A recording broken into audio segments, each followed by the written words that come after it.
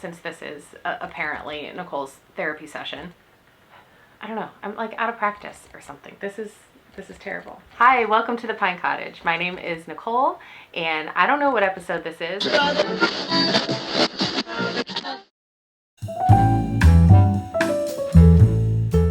This is the one where I didn't forget, it's the one where I pretend like I recorded recently, but I really didn't, and now it's the last month of September, and I'm trying to squeeze it in without anybody noticing that I haven't been here in a while. If you're here for that, welcome. So let's get started on finished objects. This is my weekender sweater, which I talked extensively about in the last one, how I wanted to do it, why I was knitting a second one. The first one itched, I gave it to my mom. Made some modifications, didn't put the little stripe down the detailing down the middle. I wear it inside out, which is the knit side, so for some might look like it's right side out. And here it is. I did post some detail photos on Instagram a while ago, but I never got around to doing, full length photos because it was rainy and the weather just wasn't cooperating, and then I just said, I don't feel like doing it. So here I am wearing it today. I know it's hard to see because it's black, but it is very comfortable. It's a cotton acrylic blend. It is going to pill like crazy. When I take it off, my tank underneath has tons of little fuzz balls all over it, but it's comfortable, it's wearable. I love it. It's cozy. I don't know what else to say. It's great. My second finished object is a pair of socks that I have been working on forever, and these are my scrappy socks. And sorry they're not on sock blockers, but I just am too lazy to go grab them. And while I love the look of scrappy socks, I hate weaving in all the ends. So this one is kind of chubby because I still have a bunch of ends to weave in. I'll get to it because I'm going to want to wear these soon because they're beautiful fall colors and they'd look nice with this sweater actually. So I'm going to have to weave those in soon, and that's my second finished object. These are just a bunch of scraps and leftovers that I had from other projects. The toes and the heels are Patton's Croy yarn in muslin colorway. So I did a 3x1 rib on the leg and the top of the foot, and then just a 2x2 rib for the cuff. And I knit these on US 2s. I knit all my socks on US 2s because I'm a really tight knitter, and these were 64 stitches. So I just did a traditional heel flap and gusset and a Kitchener toe.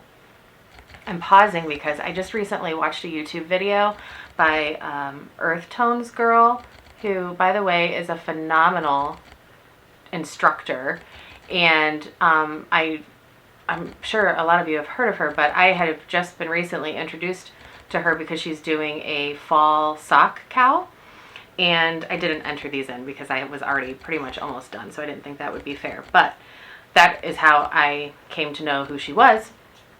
And I was just kind of looking at her Instagram account, and there was a link for YouTube, and I looked on there and I saw this tutorial for a different kind of heel, and I'll link it in the description box. I can't remember off the top of my head what she calls it. It's like short rows, but it's shadow short rows, maybe she calls it. Looks really, really cool. My least favorite part about a heel flap and gusset are the gusset decreases. I hate figuring out how many stitches I have on one side, evening it out, decreasing one round, doing the regular knit round, decreasing another. I feel like it takes forever. And this process that she does with these the shadow short rows, is just really simple, and it seems like it doesn't take as long at all. The reason I feel like a lot of people prefer the heel flap and gusset is because if they have a high arch, they need that extra room for the heel. But the way that this heel that she does is situated, it's still deep enough that I think it would fit my high arches well. So I'm going to give it a try on the next pair of socks that I knit for myself, which probably isn't going to be for a while because I have a lot of gift knitting to do. But when I do it, I will be sure to let you guys know what I think about it. But I'm just going to link the tutorial anyway for you if you want to give it a try, because it looks really great if you haven't tried something like that before.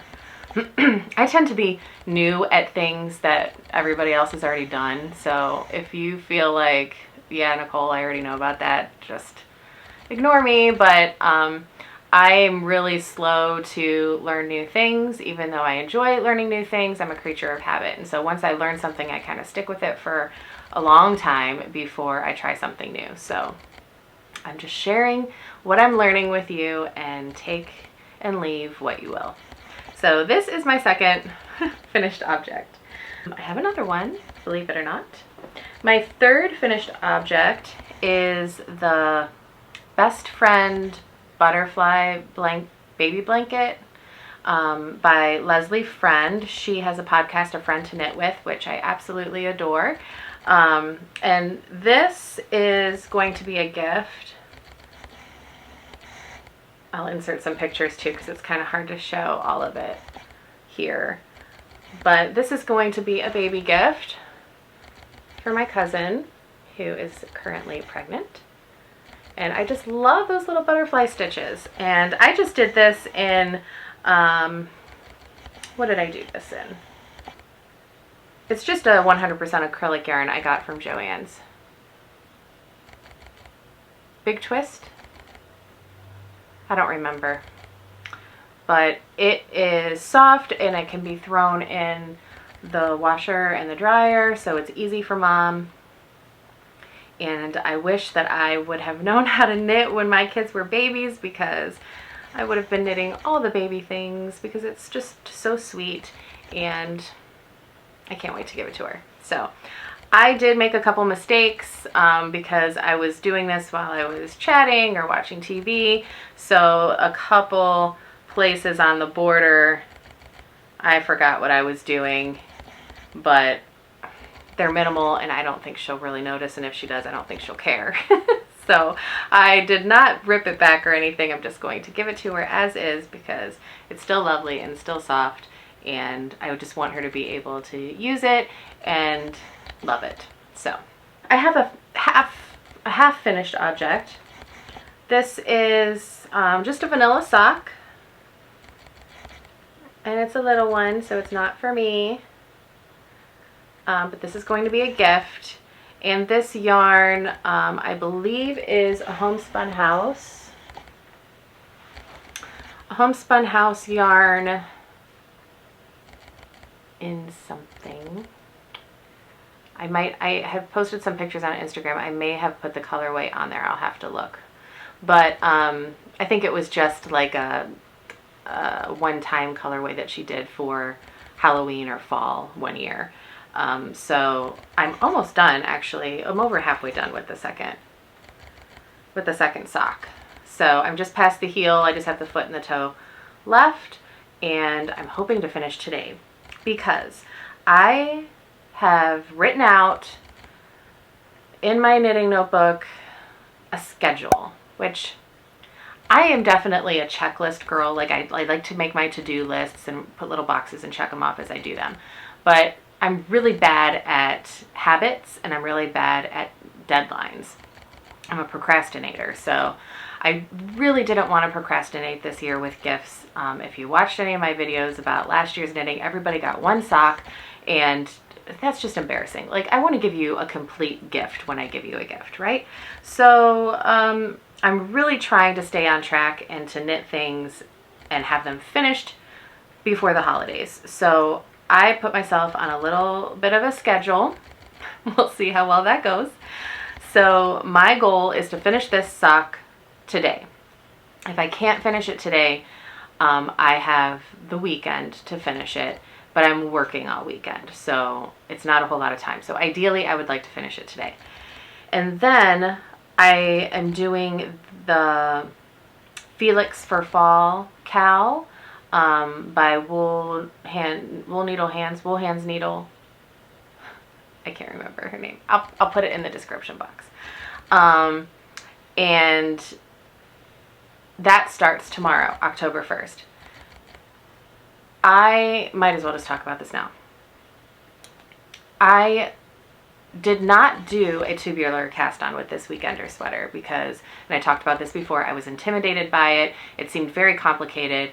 I was impatient. I didn't want to deal with it, so I just cast it on. I just did a long tail cast on. For the Felix pullover, it calls for a tubular cast on, and my husband bought me this beautiful yarn for my birthday, which I showed you before, from Woolberry Fiber Co. They did a Downton Abbey collection, and this is in the Matthew colorway. And I wanted to knit the Felix pullover in this yarn, and so I wanted to do it right. So I went on YouTube, I found a tutorial for the tubular cast on, and I said, I'm going to learn how to do this cast on. And so I did, and I cast it on, and it worked, and I just kept knitting and knitting and knitting. And before I knew it, I was splitting for sleeves, and then I had this body done. I was like, oh my gosh, like this sweater is knitting up super fast, and it's beautiful. And then I noticed that I had dropped a stitch, and I had dropped it up by the collar, neckline. And so I fixed it, but when I used a crochet hook, and when I pulled up the stitch and it left this groove like right here, and it was really firm, like the stitches were really tightly packed close together, and it just made it like firmer than the rest of the fabric. And I thought, oh, well, maybe it'll block out when I block it. And then I noticed that I missed resolving one of the wrap and turns, and it left like a tiny little hole right here. And I thought, I don't know how to fix that. And what if the groove doesn't block out? This was not, cheap yarn, and it was my birthday yarn, and I want to wear this sweater, and I know if I noticed these things, because they were in the front, they weren't in the back, like maybe if my hair covered the back, maybe I would have worn it anyway, but I knew that I wouldn't pick up the sweater if I noticed these mistakes. So I ripped it all out. Now I'm going to start over. So the cowl starts tomorrow on October 1st. So I decided I'm not going to cast it on early. I'm going to cast it on after October 1st, or on October 1st. So that's why I would really like to get those socks finished today, so that tomorrow I can start with a clean slate and cast this on again and take my time and do it right. And I probably have no business knitting myself a sweater when I have so many gifts to make, but I kind of want to wear this for the holidays. So I'm just going to do it. Plus it knit up so quickly. If it knits up super quickly, like if I get the sweater knit in a couple weeks, then I might be able to knit one as a gift for someone else too. So it's kind of an experiment in how quickly I can knit it up.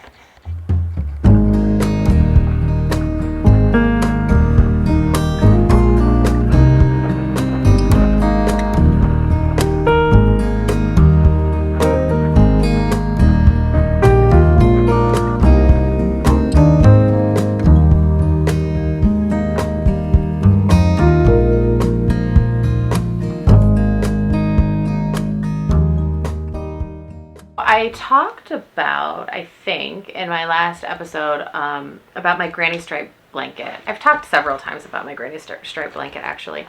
And in my yarn stash video, I think I showed you guys like the drawer with all the leftovers and the scraps, and then I have my, what's it called?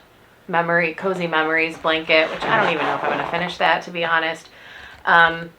Anyway, my cousins from Arizona came into town, and my cousin really likes color. She's a very colorful person, and she really liked the granny stripe blanket. And I said, well, when it's finished, you can have it, because I'm probably not going to use it. It doesn't speak to me. I don't like these bright colors. I don't know where I would use it in my house. I really would like to start a new one with more, sorry, my boots are squeaking. I really would like to start a new one with some more earthy colors. And I said, you can have it, when it's done. And she's like, well, let me see it. So I handed it to her, and she put it around her like a shawl. And she's like, why can't it just be a shawl? when I said, well, it can. So I finished it for her that day, and I said, this is perfect because you can use it on the airplane if you get chilly or whatever. And she was so appreciative. She loved it, and I was so happy to see it go to somebody who would enjoy it. So I gave it to her, and I started a new one. And I decided to, sorry for the crinkling, I decided to use more colors that you might find in nature, because that is what appeals to me. That's what draws me in. That's what makes me feel calm. When I looked at the other blanket, it just was too much. It did not calm me. It was not calming to me. So this is my granny stripe blanket so far. Now, once I started, I just couldn't put it down. And I just kept going and going and going. And it's fairly wide. I mean, it's wide. Goes all the way over here. So, I mean, it's like a little bit wider than my wingspan, I would say. My wingspan. So, you know, if I wanted to curl up on the couch, it would be perfect. And as you can see, I'm not doing one stripe, one color, one stripe, one stripe, one stripe. I'm pretty much just using up whatever ball I have and just using it up until it's gone. Excuse me. So, and if I have a larger leftover, like this gray, and it has some sparkle in it that I probably wouldn't use for anything else. I wouldn't use this for a garment or anything like that, because I don't feel like I'm a sparkly person. I used it in here. So you can see I started with a gray, and then throughout I just added gray stripes just to kind of give it a more cohesive look. And I do have another skein of this dark charcoaly color. It just doesn't have the sparkle in it, that I'll continue to use until the blanket's done. So I went through my scraps, and I chose the colors that I think would go best. And I just separated them into little baggies by like color combination that I liked, so that the colors could transition smoothly. So I don't know if this is showing up because my face is in the way, but there's some reds and pinks, some greeny blue, purplies. So that's my goal for this. And I probably will not work on this until after the holidays, because I have so many other things to do. But it will be something that I look forward to working on after the hustle and bustle of the holidays. I'll just want to curl up on a snowy day and just crochet on this blanket. So that will be fun. I'm looking forward to that. So that is a whip. That is a long-term languishing whip. You know, last year around the holidays, because I was making all of those hats, and I originally had wanted to knit the Musselburgh hat, and it intimidated me, and I was confused by the pattern. I mean, do you notice a theme here? Like, if something is intimidating in knitting to me, I will ignore it for as long as I can, until I can't possibly ignore it anymore. I'll find an alternative solution and I'll knit it that way, and then I won't like it as much when I knit it, because I should have just did it how I was supposed to do it in the first place. And then I'll try it and I'll learn it, and then I'm like, oh, that wasn't so bad. Why do I put myself through this? I don't know, but I do every time. It started the first time I was learning to knit socks. I was complaining about the heel flap and gusset. I don't understand the pattern. Can somebody explain to me how this goes? Why can't I do this? Like a big whiner. And then I just decided I'm not going to do that. I'm going to do an afterthought heel. I did a million afterthought heels, and I was like, you know what? I'm going to go back and try that heel flap and gusset. Found a great tutorial on YouTube, learned how to do it, and I was like, oh, that's not so bad. Why didn't I just do that in the beginning? There's something wrong with my brain. Like, why am I so stubborn? Why can't I just learn it and get it over with? I didn't knit the Musselburgh, but I found something comparable on YouTube that used a little bit of a larger weight yarn so it would knit up faster, and I gave those as gifts. But I didn't knit one for myself, and I would like one for myself, so I started and just never finished it, and I thought, oh, well, when fall comes around again, I'll finish it, and I'll be excited to work on it again. So this is the beginnings of mine. This is like a deep charcoal color, and I would like to get it done before the cold weather comes because I would like to wear it, but I have all these other things, so we'll see. I will try to knit it. I also started another hat, which I have talked about this hat before too, and I don't remember the name of the pattern, but if you look back at my video from this time last year, you will see me talk about this, and I believe I linked the pattern. This is the one hat that I finished and wore to the Grand Canyon, and I had been talking about how the brim of the hat was just, why is it so tight? I have a big head or something, and it just wouldn't fit my head. And silly me, like, they tell you to start off the pattern with smaller needles for the ribbing. Why not just use the larger needles for the whole hat if you have a big noggin? So that's what I'm doing. You know, my other issue, I mean, since this is apparently Nicole's therapy session, my other issue is that I don't know how to wear hats with my natural hair. I have decided to put away the straighteners and the curling irons and just wear my hair natural, and I have worn my hair straight for a long time. So I loved to wear hats when my hair was straight, but I feel like with my curls, like, it's just gonna make my hair frizzy, or it's just gonna make it flat. And if you have curly hair and you wear hats, how do you do it? Do you wear your hair down? Do you wear your hair up? Do you wear it half up? Does it make your hair frizzy or flat? Or tell me your secrets. That's something. How are you guys? How you doing? What are you drinking? What are you sipping on? What are you snacking on?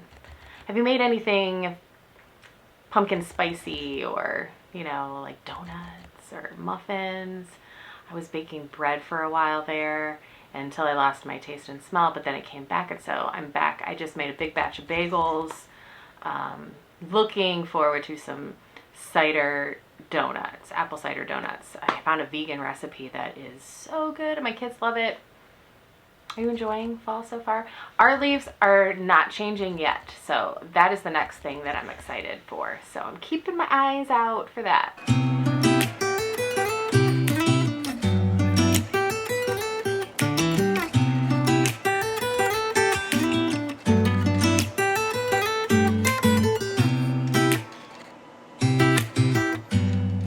I posted on Instagram 2 photos of yarn that I had in my stash that I potentially wanted to use for my dad's birthday socks. I love them both, and I couldn't decide which one I wanted to use. So I asked all you lovely people on Instagram what I should do, and you voted, and the winner was number 1, the tweed from Hue Loco, I believe. It is in the colorway Truffle. And so I caked that up today so that I could get started on his birthday socks. And so this was the winner. So the main part of the sock is going to be that, and then my heel, toes, and cuffs are going to be, this is a Patton's Croix in Gentry Gray. So this is them together. So sweet. So this is going to be his, this is going to be birthday socks, but I still want to use the other one for potential Christmas gift for him. So we'll see if I have enough time, how things go, because I have a lot to knit, I know, and I tend to pile a million things onto my plate, and then I don't get them all done. So we'll see if the second one happens, but here's a picture of what that yarn looks like. And, you know, his favorite color is purple, and there's just this beautiful streak of purple in this skein.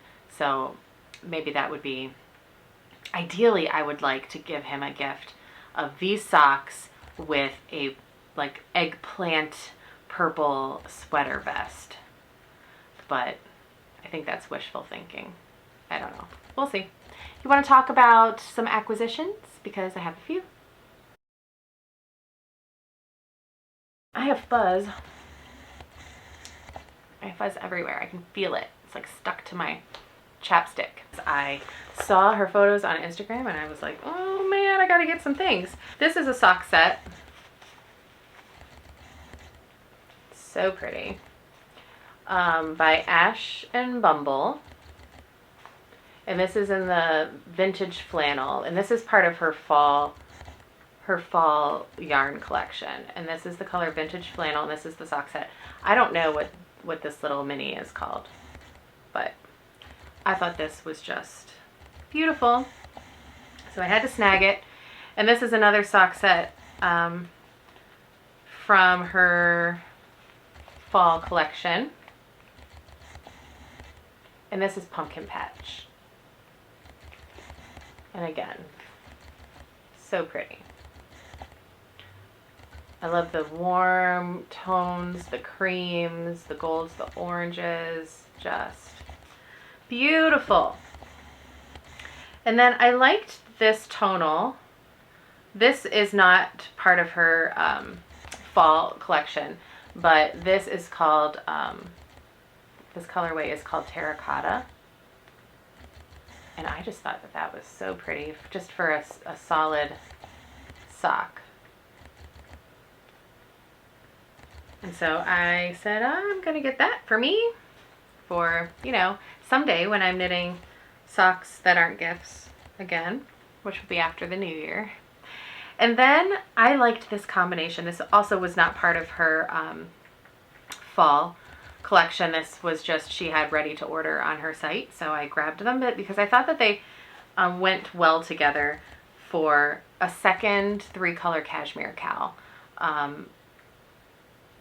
Potentially as a gift, but maybe not. I don't know, but I liked these 3 skeins together. So this is Forest, Vintage Teacup, and Sagebrush. And I just thought that those 3 would be beautiful together. So that's the plan I have for these. I'm going to try another 3-color cashmere cowl. There's no cashmere in any of these, but I really liked, sorry about the focusing. I really liked these 3 together, and I thought that they would look pretty in that cowl.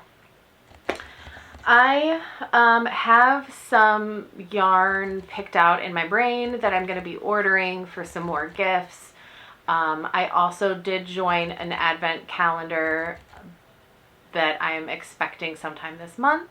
So hopefully for my end of October video, I can share some of those things with you.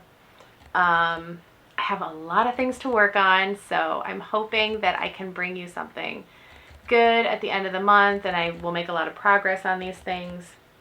Well, I hope you guys are doing great. I hope you're knitting on some beautiful things.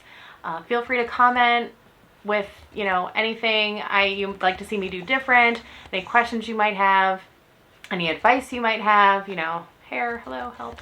And I hope to see you next time. Thank you for joining me.